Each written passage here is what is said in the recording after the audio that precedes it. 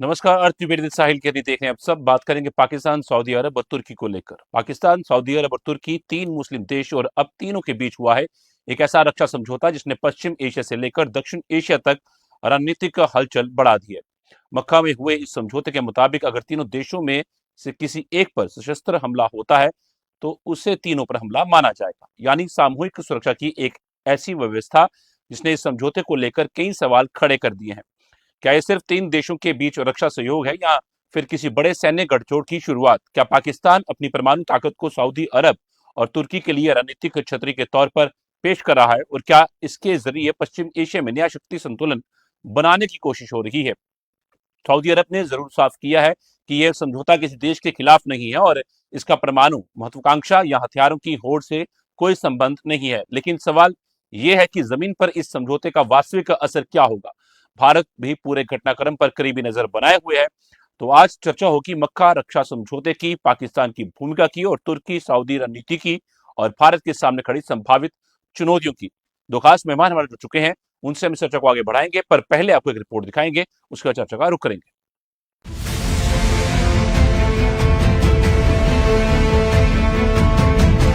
Pakistan, Saudi अरब और तुर्की तीनों देशों ने मक्का में एक संयुक्त रक्षा समझौते पर हस्ताक्षर कर दिए हैं। इस समझौते को लेकर सबसे ज्यादा चर्चा इसके सामूहिक सुरक्षा प्रावधान की हो रही है। समझौते के मुताबिक तीनों देशों में से किसी एक पर सशस्त्र हमला होता है तो उसे तीनों देशों पर हमला माना जाएगा। यानी अब पाकिस्तान, सऊदी अरब और तुर्की एक दूसरे की सुरक्षा के लिए साथ खड़े होने की प्रतिबद्धता जता रहे हैं। समझौते पर पाकिस्तान के प्रधानमंत्री शहबाज शरीफ, सऊदी क्राउन प्रिंस मोहम्मद बिन सलमान और तुर्की के राष्ट्रपति रेसेप तैयब एर्दोगन ने हस्ताक्षर किए। इस समझौते की टाइमिंग भी बेहद महत्वपूर्ण है। पश्चिम एशिया पहले से ही गंभीर सुरक्षा संकट से गुजर रहा है। ईरान, इजराइल, खाड़ी क्षेत्र और यमन से जुड़े तनाव के बीच सऊदी अरब अपनी सुरक्षा को लेकर लगातार नई रणनीतियां तलाश रहा है। ऐसे में पाकिस्तान और तुर्की के साथ रक्षा सहयोग को नई दिशा देना रियाद की रणनीतिक सोच का हिस्सा मजा रहा है। पाकिस्तान के लिए यह समझौता इसलिए अहम है क्योंकि उसके पास परमाणु हथियार हैं और वह खुद को मुस्लिम दुनिया की एक प्रमुख सैन्य शक्ति के तौर पर पेश करता है। वहीं तुर्की के पास मजबूत सैन्य उद्योग, ड्रोन तकनीक और नेटो सदस्यता से जुड़ा व्यापक सैन्य अनुभव है। सऊदी अरब के पास आर्थिक ताकत, आधुनिक हथियारों की खरीद क्षमता और पश्चिम एशिया में महत्वपूर्ण रणनीतिक स्थिति है। परमाणु क्षमता, दूसरी तरफ तुर्की की रक्षा तकनीक और तीसरी तरफ सऊदी अरब की आर्थिक ताकत। यही वजह है कि इस समझौते को लेकर इसे सिर्फ एक सामान्य रक्षा समझौते से कहीं ज्यादा महत्व दिया जा रहा है। हालांकि सऊदी अरब ने इस समझौते को लेकर महत्वपूर्ण सफाई दी है। रियाद का कहना है कि यह समझौता किसी देश या क्षेत्र के खिलाफ नहीं है। सऊदी अधिकारियों ने यह भी कहा है कि इसका उद्देश्य कोई सांप्रदायिक सैन्य ब्लॉक बनाना या परमाणु हथियारों की होड़ शुरू करना नहीं है। लेकिन सवाल ये है कि क्या भविष्य में ये समझौता एक बड़े क्षेत्रीय सुरक्षा गठजोड़ का रूप ले सकता है? क्या पाकिस्तान अपनी परमाणु क्षमता के जरिए सऊदी अरब को रणनीतिक सुरक्षा देने की भूमिका निभा सकता है? और क्या तुर्की अपनी सैन्य तकनीक के जरिए इस गठजोड़ की ताकत बढ़ा सकता है? भारत के लिए भी ये घटनाक्रम महत्वपूर्ण है। पाकिस्तान भारत का पड़ोसी और लंबे समय से रणनीतिक प्रतिद्वंद्वी रहा है। वहीं तुर्की ने हाल के वर्षों में पाकिस्तान के साथ में रक्षा संबंध मजबूत किए हैं। ऐसे में नई त्रिपक्षीय व्यवस्था पर नई दिल्ली की नजर होना स्वाभाविक है। भारत के विदेश मंत्रालय ने भी कहा है कि वह इस घटनाक्रम पर करीबी नजर बनाए हुए है। हालांकि अभी यह साफ नहीं है कि इस समझौते की वास्तविक सैन्य संरचना, कमांड सिस्टम और किसी संभावित हमले की स्थिति में सामूहिक प्रतिक्रिया कैसी होगी। यही वजह है कि फिलहाल इसे पूरी तरह नेटो जैसा सैन्य गठबंधन कहना जल्दबाजी होगी। लेकिन इतना जरूर है कि मक्का रक्षा समझौते ने पश्चिम एशिया और दक्षिण एशिया के रणनीतिक समीकरणों में एक नया अध्याय जरूर जोड़ दिया है।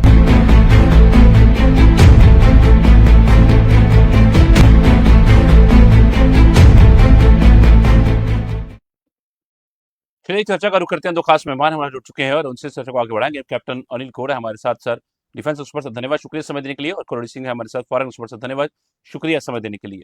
शुरुआत में कैप्टन अनिल गौर सर से करूंगा। सर, सैन्य दृष्टि से इस समझौते को आप किस तरीके से देखते हैं? क्या इसको आप इनकी बड़ी ताकत मान रहे हैं, और इसमें कमजोरी क्या आपको समझ आती है भी या नहीं? नमस्कार। और आपके दर्शकों को भी। ऐसा है, देखिए, ये जो पैक्ट हुआ है, अब कहने को ये है कि ये डिफेंसिव पैक्ट है, और इसमें जो आगे की कार्रवाई लगती है वो ये है, देखिए, क्योंकि पहले सऊदी अरेबिया और पाकिस्तान का ऑलरेडी एक पैक्ट है, उस पैक्ट के तहत उन्होंने उसमें कमिटमेंट की हुई थी कि जी हम वहाँ सैन्य शक्ति भी देंगे आपको, हवाई जहाज भी देंगे अगर कोई आपके ऊपर अटैक करेगा। और अब जब ईरान ने कुछ अटैक किया था तो उसके अंदर उन्होंने सऊदी अरेबिया ने पाकिस्तान को कहा कि भाई आप अपने सैनिक भेजिए, और उसने कुछ सैनिक भेजे भी हुए हैं। अब चीज ये है कि देखने की बात ये है, दो तीन बातें इसमें आती हैं। एक सबसे सामने जो आती है वो ये कि जिस हिसाब से अटकलें लग रही हैं कि देखिए जी, टर्की की जो है वो टेक्नोलॉजी कैपेबिलिटी है, सऊदी अरेबिया का फाइनेंशियल क्लाउट है, और पाकिस्तान का न्यूक्लियर डेटरेंस है। अब पहले बात करें पाकिस्तान के न्यूक्लियर डेटरेंस की, वो तो उसके पास है नहीं क्योंकि वो अमेरिका के कंट्रोल में है। वो तो पता लग गया हमें ऑपरेशन सिंदूर के बाद कि पाकिस्तान के पास कोई उसका कंट्रोल नहीं है। उसके जो लॉन्च कोड वगैरह सारा कुछ सारा अमेरिका के पास है, और वो उन्होंने अपने पास रखा हुआ है। तो वो कार्रवाई आप उसमें से हटा दी। पाकिस्तान क्या कर सकता है? हाँ जरूर, क्योंकि उसको पैसे की जरूरत है। जो पहले भी उसको पैक्ट हुआ उसके अंदर $10 बिलियन का था कि हम आपको सैन्य शक्ति देंगे और आप $10 बिलियन देंगे, क्योंकि पाकिस्तान तो आपको पता ही है कटोरा लेके घूमने वाला है। तो इसलिए इसमें सबसे बड़ी जो एक चीज मेरे को नजर आ रही है वो ये है कि जैसे सुन्नी मुस्लिम का एक जो गढ़ बन रहा है, एक जो यूनिटी बन रही है वो है। और वो इसलिए बन रही है क्योंकि ईरान के खिलाफ, ईरान शिया देश है, और ईरान ने अभी जब अमेरिका और इजराइल ने उसके ऊपर अटैक किया तो उसने जिस जिस जगह में अमेरिकन बेसिस थे सब के ऊपर अटैक किया। पर उसके साथ में चलो अमेरिकन बेसिस पे तो किया, बट उसके साथ में जो दूसरे उस देशों के अंदर जो दूसरा इंफ्रास्ट्रक्चर था उसके ऊपर भी किया। अब उसके जैसे सऊदी अरेबिया में है या यूएई में, कतर में है, उनके जो एलएनजी और इसके गैस के टर्मिनल या पेट्रोल के जो टर्मिनल वगैरह हैं, क्रूड ऑयल के टर्मिनल्स हैं, तो वो तो उसमें तो सैन्य शक्ति कोई नहीं ना थी। होटल्स के ऊपर किया उन्होंने। तो ये जो चीज है एक डर बैठा हुआ है, और ये जो एक सारे देशों के अंदर वैसे भी इससे पहले ये जो अभी अनाउंस किया उन्होंने, इससे पहले एक मीटिंग हो थी जिसके अंदर ये डिसाइड कर रहे थे कि भाई हम सबको इकट्ठे होके एक फ्रंट बनाना चाहिए ताकि ईरान के खिलाफ, क्योंकि अब अमेरिका के ऊपर किसी का भरोसा नहीं रहा। उन्होंने देख लिया कि अमेरिका जो है वो अब खोखली बातें करता रहा है। वो क्योंकि जो पैक्ट अभी तक था उसका, और जिस हिसाब से उसके जो वहां पे उसने बेसिस बनाए थे, उसने ये दिखाया था कि जी हम तो आपका प्रोटेक्शन के लिए हैं, सारा को आपको कोई फिक्र नहीं है। पर ईरान ने ये दिखा दिया कि अमेरिका के पास, उसके पास इतनी वो ताकत नहीं है कि वो अपने बेसिस तक बचा सके। तो ये देश जो है ये सबने यही डिसाइड किया कि भाई देखिए, हमारे पास तो अमेरिका का जब बात आएगी कि अमेरिका की प्रोटेक्शन की, तो वो तो हमारे का बेसिस अपने बेसिस नहीं कर सका तो हमारे देश को क्या करेगा। तो इसीलिए एक ऑलरेडी एक ग्रुपिंग बन रही थी। अब ये जो ग्रुपिंग है, मेरे को लगता है ये ग्रुपिंग जो है उस ग्रुपिंग को ज्यादा जल्दी करेगा। क्यों? क्योंकि वो सारे के सारे जो है वो देश सुन्नी है, और तीन ये है, बाकी आपके पास रह गया है कतर है, आपके पास यूएई है, आपके पास इजिप्ट वगैरह, सारे जो देश हैं ये सारे के सारे यही कोशिश करेंगे, क्योंकि इजराइल और ईरान अब दो इनके दुश्मन हैं जो खास। अब दोनों के खिलाफ जो है उनकी लड़ाइयां चल रही हैं, उनके जो वो चल रहे हैं। तो इसीलिए ये जो है उसी में होगा। और अब पैसा, क्योंकि तुर्की को जो एर्डोगन जो है वो अपने आप को खलीफा बनाने की कोशिश में है, तो पैसा उसके पास आएगा। वो टेक्नोलॉजिकल जो है उसकी जो ड्रोन वगैरह जो भी प्रोडक्शन है उसकी जो टेक्नोलॉजिकल है उसमें वो इस्तेमाल करके, अब डर हिंदुस्तान के लिए एक जो बड़ा बन रहा है कि पाकिस्तान के पास जो है अब हथियार जो है वो उधर से भी आ जाएंगे, ये आपके तुर्की से भी। जी। चीन से तो आ ही रहे, पर तुर्की से भी उनके हथियार जो है वो आ जाएंगे। तो ये जो चीज है अब हमें जो है ज्यादा अपने आप को मैं कहूँगा सतर्क रखना पड़ेगा पाकिस्तान की तरफ से, क्योंकि पाकिस्तान का हमें पता है उसकी अंदरूनी हालत इस हिसाब से है कि किसी भी टाइम वो अपने अंदर की हालत को जो है अटेंशन डाइवर्ट करने के लिए हिंदुस्तान के ऊपर कुछ ना कुछ कर सकता है। अभी बिल्कुल हाल ही सर। में यहाँ पे जो है अभी ये चल रहा है और इनकाउंटर चल रहा है जिसके जी अंदर सर।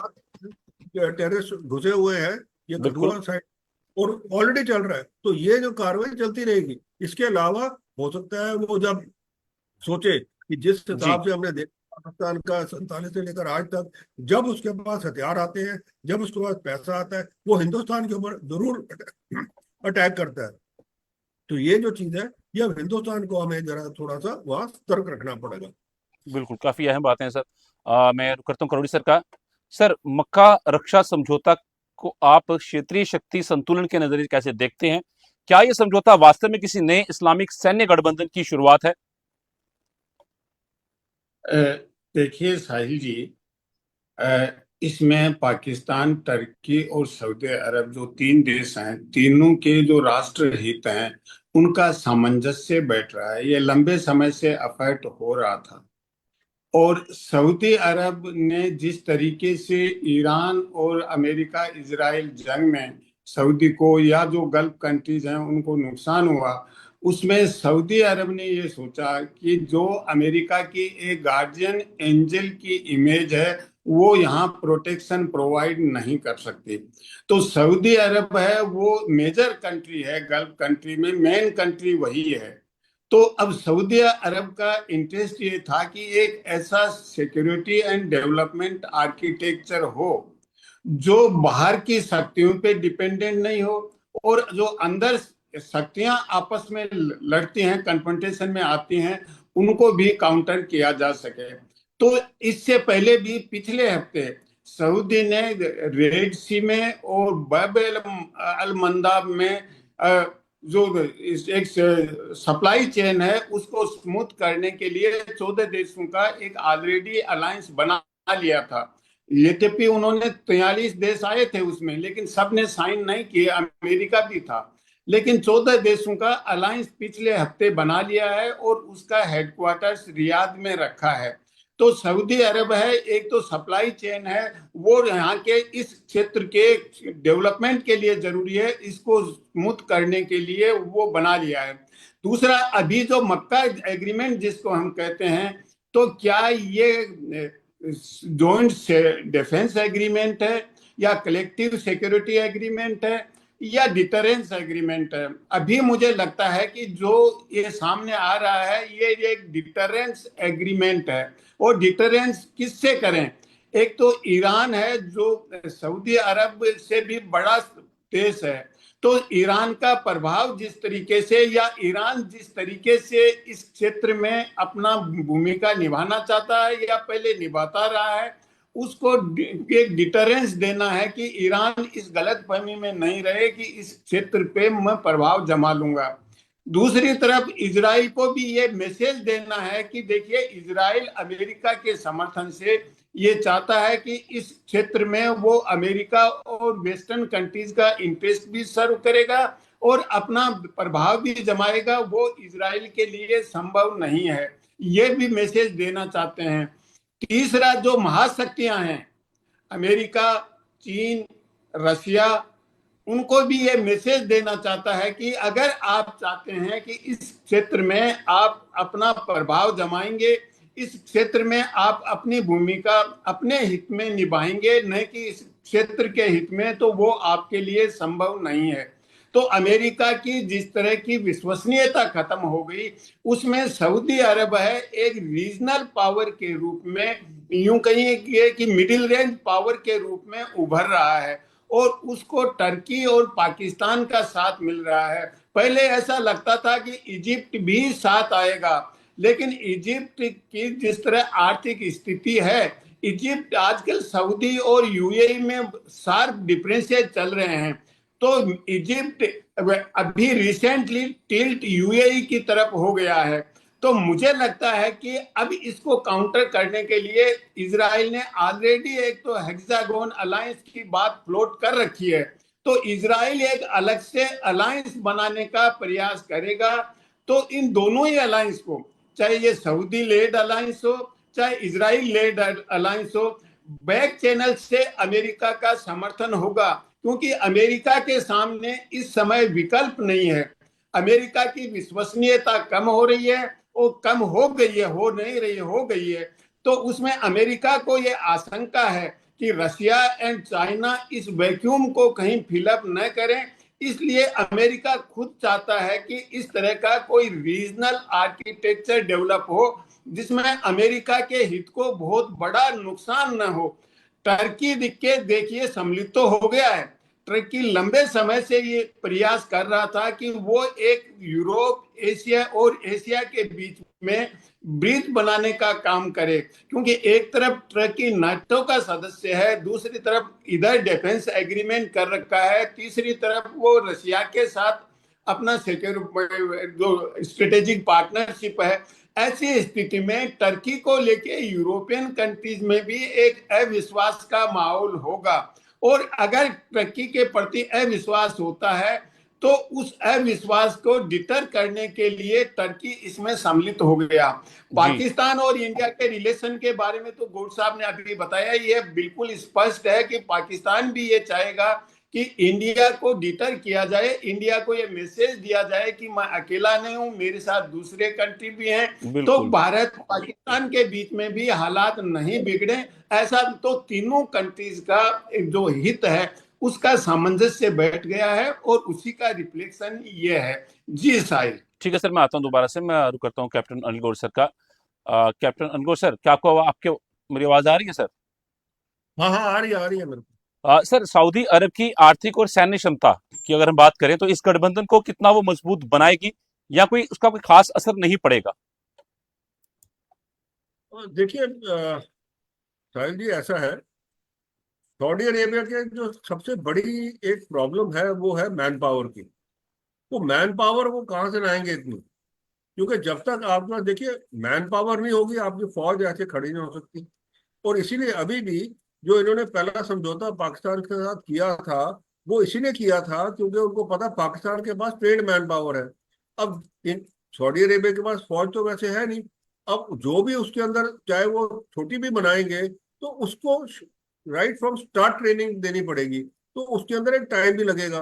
तो ये जो है टाइम कंज्यूमिंग रहेगा। और मेरे को लगता है कि सऊदी अरेबिया एक परमानेंट फोर्स जो छोटा सा ही रखेगा अपने अपने इसमें, क्योंकि वो चाहेगा कि जो पाकिस्तान है वो अपनी जो है, जो जो पैक्ट उनका ऑलरेडी एक पाकिस्तान के साथ है, उसमें से वो वहां से वो उसको फुलफिल करे, क्योंकि वो पैसा तो ऑलरेडी दे रहे हैं उसको पाकिस्तान को। तो बजाय अपने लोगों को वहां पे फ्रंट लाइन पे भेज के और उनकी शहादत लेने से अच्छा वो कहेंगे पाकिस्तान को करवाओ। पर पाकिस्तान के लोग मारे जाते हैं वहां पे, कोई उनको प्रॉब्लम नहीं है। तो ये भी एक बीच में है जो बात है वो है। बाकी बात ये रही कि टेक्नोलॉजिकली टर्की को वहां से जो है वो जो ले गए अपने लिए, उसके जो ट्रेनिंग देनी है, क्योंकि उसके अंदर कोई शहादत वाली इतनी प्रॉब्लम नहीं है ना, वो फ्रंट लाइन के ऊपर जाना है उन लोगों ने। तो वो जो है वो अलग बात है, वो टर्की को भी टर्की से वहां से वो कर सकते हैं। बट ओवरऑल मेरे को लगता है कि अपनी जो फौज है वो कोई इतनी बड़ी नहीं खड़ी करेंगे वो। ठीक है सर, मैं आता हूं दोबारा आपके पास, मैं करोड़ी सर का रुख करता हूं। सर, सऊदी अरब को इस समझौते से सबसे बड़ा रणनीतिक फायदा क्या मिल सकता है आपके नजरिए से, और तुर्की इस गठजोड़ में शामिल होकर पश्चिम एशिया में क्या हासिल करना चाहता है? देखिए, टर्की का मुझे लगता है कि अगर मैं बोलचाल की भाषा में कहूँ तो ओस्मानी ख्वाब देख रहा है। जिस तरह से ओटोमन एम्पायर था या उससे पहले ओस्मानी एम्पायर था, तो टर्की ने ऑलरेडी अपने जो टर्किक वर्ल्ड है, जो टर्किक स्पीकिंग वर्ल्ड है, सेंट्रल एशिया के कुछ कंट्री मिला के अलग से उसको कंसोलिडेट कर रखा है। तो टर्की को यह है कि टर्की का प्रभाव यूरोप की तरफ भी हो, सेंट्रल एशिया की तरफ भी हो, वेस्ट एशिया की तरफ भी हो, और इवन साउथ एशिया की तरफ भी हो। तो टर्की का एक ख्वाब है, और उस ख्वाब में टर्की अपना ये इस तरह का रिलेशनशिप डेवलप कर रहा है। आपका पहला क्वेश्चन सऊदी को लेके है। देखिए साहिल, इस क्षेत्र में जिसको हम वेस्ट एशिया कहते हैं, सऊदी अरब की फास्टेस्ट ग्रोइंग इकोनॉमी है।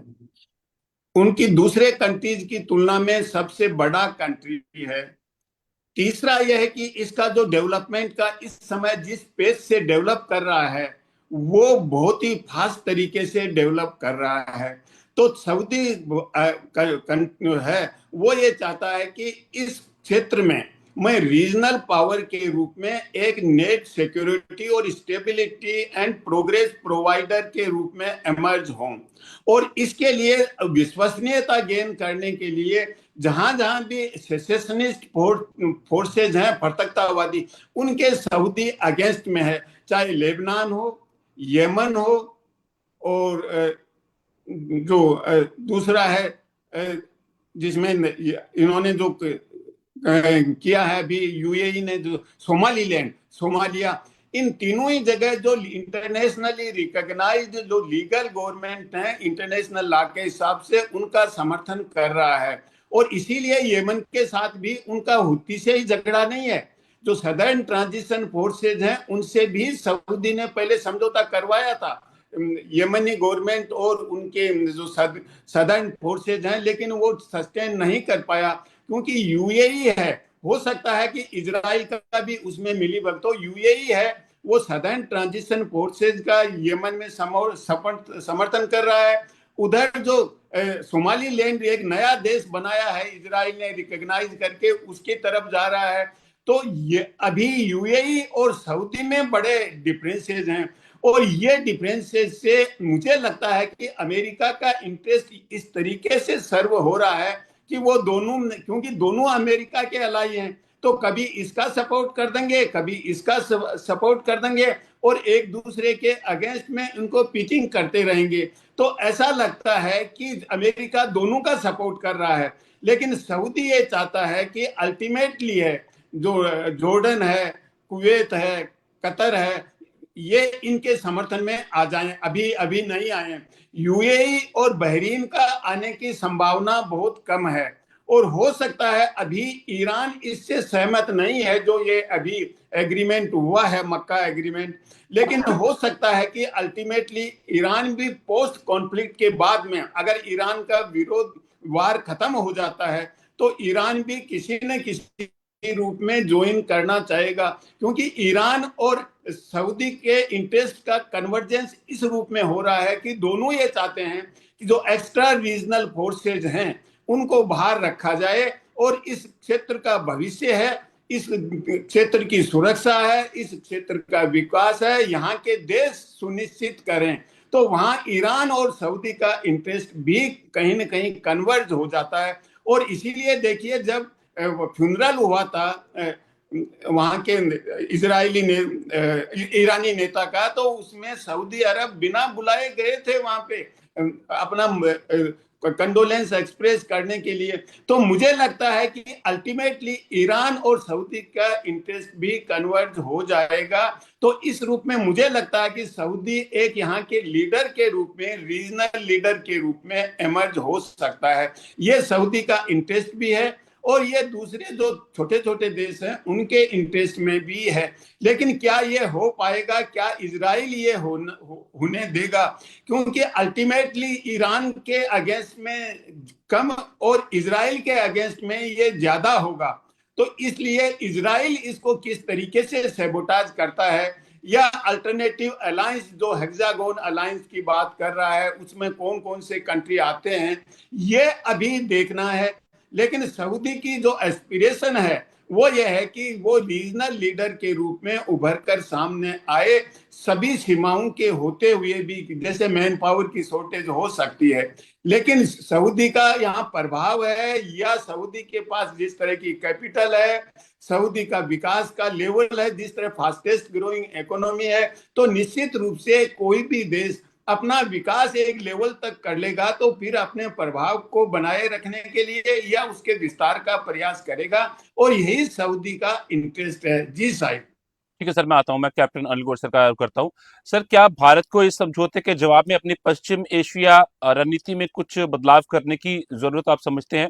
और क्या भारत इजराइल यूएई जैसा मौजूदा रणनीतिक संबंध इस गठजोड़ की कोई काट बन सकता है?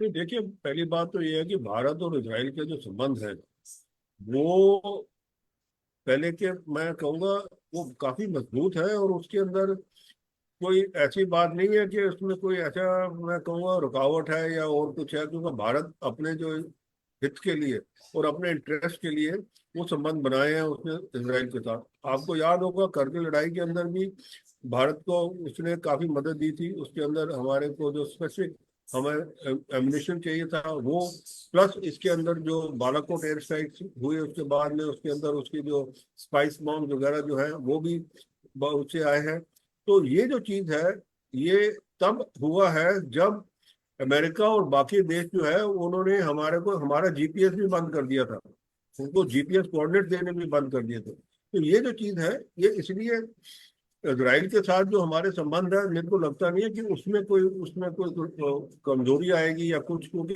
भारत ने एक बड़ी क्लियर स्ट्रेटजी रखी है कि भाई देखिए हम किसी देश के खिलाफ नहीं है, हम किसी गुट के खिलाफ नहीं है, हम ये चाहते हैं कि दुनिया के अंदर शांति हो। और हमें अपने देश के लिए जो हम अपने देश के लिए कुछ चाहेंगे कि हम अपनी सुरक्षा, अपने लोगों की सुरक्षा और देश की सुरक्षा के लिए जो कदम उठाने होंगे वो हम उठाएंगे, वो चाहे किसी को अच्छा लगे ना लगे। तो ये पहले भी क्लियर कर चुके हैं भारत, अमेरिका को भी कर चुका है। आपने देखा कि किस हिसाब से सैंक्शन और ये और कितनी बातें हुई हैं सारी, क्योंकि रशियन ऑयल और बाकी चीजें थी। तो उसमें भारत ने बड़ा क्लियर कहा है कि भाई और ईयू ने भी कितना भारत को कोसा है कि भाई आप रशिया से तेल ले रहे हैं, यूक्रेन लड़ाई के ऊपर आप कुछ बोल नहीं रहे। तो उसने ये अपना बहुत स्पष्ट एक कारण कर दिया। एक दूसरी बात यह है कि देखिए जैसे मैंने बताया पहले कि पाकिस्तान के अंदर जो मंशा होती है ना, उसकी जो एक मंशा है और एक मैं कहूँगा कैरेक्टर है पाकिस्तान का, वो बदलेगा नहीं। वो हमने 47 से लेकर आज तक देख लिया है, वो नहीं बदलेगा। जब भी हमने पाकिस्तान की तरफ दोस्ती का हाथ बढ़ाया उसने हमारे पीठ में खंजर डाला है। तो ये क्लियर है, आप देख लीजिए 47 ले लीजिए, 65 ले लीजिए, 71 ले लीजिए, उसके बाद में आप करगिल ले लीजिए और बाकी टेररिज्म 90 के दशक से जो टेररिज्म चल रहा है, जो वो 1000 कट्स की जो पॉलिसी थी जियाउल हक की, वो चल रही है। तो ये कुछ नहीं इसमें होने वाला। और हमें तो अपना जो सपोर्ट है, हमें अपनी जो सुरक्षा है वो करनी ही करनी है पाकिस्तान के खिलाफ, क्योंकि पाकिस्तान ये नहीं चाहेगा कि हिंदुस्तान की जो है, एक तो वो हमेशा यही चाहता रहा है कि हिंदुस्तान के साथ उसका मुकाबला रहे, जो नहीं हो सकता।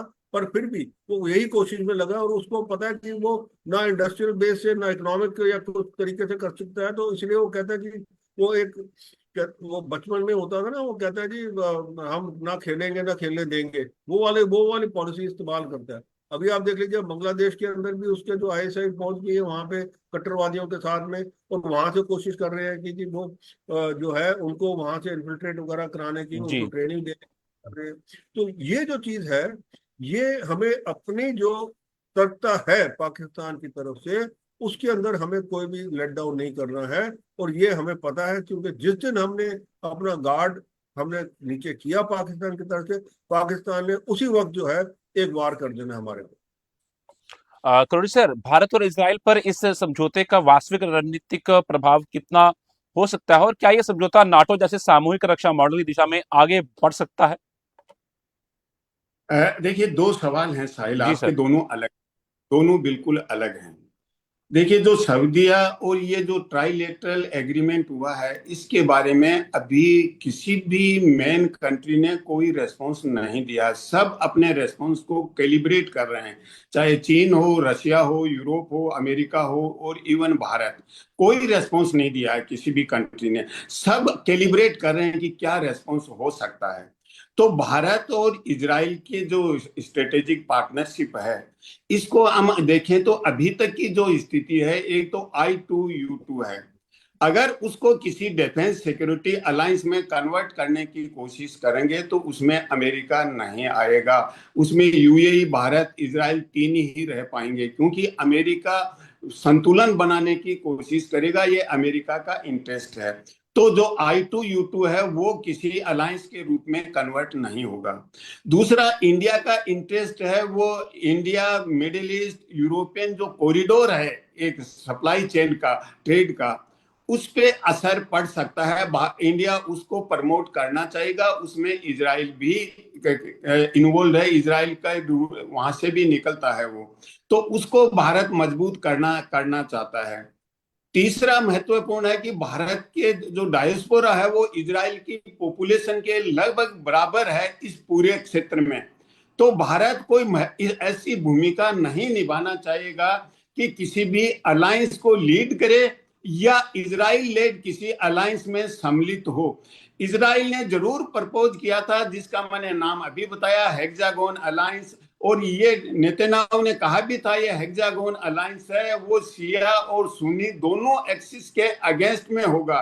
इसका मतलब ये हुआ कि पूरा जो इस्लामिक वर्ल्ड है उसके अगेंस्ट में इजराइल कोई न कोई अलायंस बनाना चाहते हैं। ये इजराइल का एक पैरानोइड अप्रोच है और भारत इसमें किसी भी रूप में अपने आप को टैग नहीं करना चाहेगा। तो भारत, मुझे नहीं लगता कि अपने जो तीन मेन इंटरेस्ट हैं उनसे हटके किसी इंटरेस्ट में जाके इस सीमा तक जाएगा कि कोई अलायंस को लीड करेगा या किसी इजराइल लेड अलायंस में सम्मिलित होगा। भारत उस सीमा तक नहीं जाएगा। और अभी जो ये सऊदी वाला हुआ है, इसमें भी भारत ने कोई नकारात्मक या सकारात्मक किसी तरह की कोई प्रतिक्रिया नहीं दी है। तो अगर ये इस क्षेत्र में शांति होती है, स्थायित्व होता है, प्रोग्रेस होती है, तो वो भारत के हित में है। ये भारत अच्छी तरह से समझता है, क्योंकि दो पॉइंट ऑफ व्यू से भारत के हित में है। एक तो इंडियन डायस्पोरा बहुत है, तो हमारे यहाँ रिमिटेंस इस क्षेत्र से बहुत ज्यादा आता है, लगभग $50 बिलियन के करीब रिमिटेंस आता है। दूसरा यह कि भारत का एनर्जी रिक्वायरमेंट यहीं से पूरा होता है। तीसरा यह कि भारत का यहाँ से सप्लाई चेन या जो गुड्स जाते हैं खाने पीने की, ईटेबल और फूड और ये सब जाते हैं भारत से, बहुत जाते हैं। तो भारत की इस क्षेत्र में एक तरह का स्थायित्व चाहता है। और उस अगर ये जो सऊदी लेड अलायंस है ये अगर एक डेवलपमेंट आर्किटेक्चर के रूप में कन्वर्ट होता है और एक स्टेबिलिटी देता है, पीस देता है इस रीजन को, तो भारत का हित अपने आप पूरा हो रहा है। तो मुझे लगता है कि भारत बहुत ज्यादा प्रोएक्टिव अलायंस सिस्टम में इन्वॉल्व नहीं होगा। जी साहिल। ठीक है सर, धन्यवाद आपका हमारे साथ जुड़ने के लिए, बहुत बहुत शुक्रिया समय देने के लिए। काफी अहम बातें आपने रखी हैं, देखने का कुछ बदलाव होते हैं आने वाले समय के अंदर। कैप्टन अनिल गौर सर आपका धन्यवाद, शुक्रिया समय देने के लिए। कुलदीप सिंह सर आपका धन्यवाद, शुक्रिया समय देने के लिए। तो पाकिस्तान, सऊदी अरब और तुर्की का मक्का रक्षा समझौता, क्या ये सिर्फ तीन देशों के बीच सुरक्षा सहयोग या किसी बड़े क्षेत्रीय सैन्य गठजोड़ की शुरुआत? अब इसका जवाब पूरी तरह सामने नहीं आया है। सऊदी अरब ने परमाणु महत्वाकांक्षा और किसी देश के खिलाफ सैन्य ब्लॉक बनाने से इनकार जरूर किया है, लेकिन पाकिस्तान की परमाणु क्षमता, तुर्की की सैन्य ताकत और सऊदी अरब की आर्थिक शक्ति का एक मंच पर आना निश्चित तौर पर रणनीतिक रूप से महत्वपूर्ण है। भारत इस घटनाक्रम पर नजर बनाए हुए है। अब देखना होगा कि यह समझौता कागज तक सीमित रहता है या पश्चिम एशिया की सुरक्षा व्यवस्था को वास्तव में बदलता है। अर्जुन साहिल की इतना ही। न्यूज पे खबरों का सिलसिला चलता रहेगा। दीजिए इजाजत, नमस्कार।